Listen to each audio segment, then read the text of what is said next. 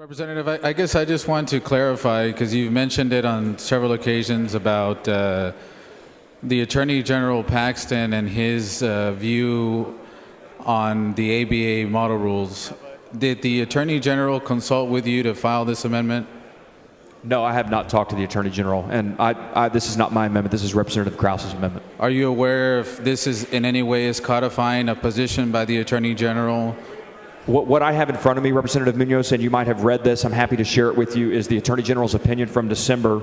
On page 3 of that opinion, he states that a court would... I have not talked directly to him to answer your question. And I understand, nor have I talked to anyone in the Attorney General's office about this. Okay. Who I have talked to is other members of this body and other religious liberty experts, First Amendment experts from across this state, who spend their life's work in this area and have essentially worked with us in drafting this amendment. That's what this is about. Attorney General Paxton, in his letter on page 3, said this specifically: a court would likely conclude that Model Rule 8.4G infringes upon the free speech rights of members of the state bar.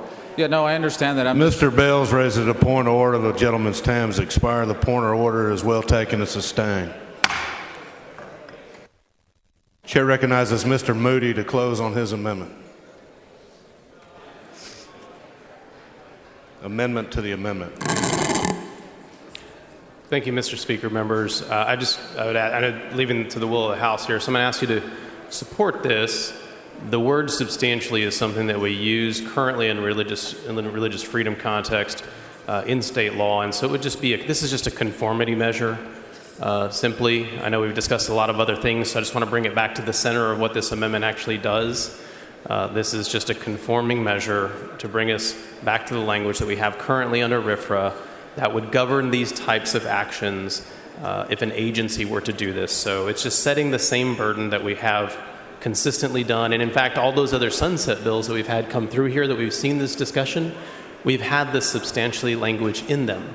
So this would be the first time that we didn't do that. So I would ask you to just stay with me on this one and add this to this amendment. Thank you. Members, the question occurs on the adoption of the amendment to the amendment by Mr. Moody. This is to the will of the House. It's a record vote. Please ring the bell. Show Mr. Schaefer voting no, Mr. Leach voting no, Mr. Anchia voting aye. Have all voted? Being 62 ayes, 83 nays, the amendment to the amendment fails.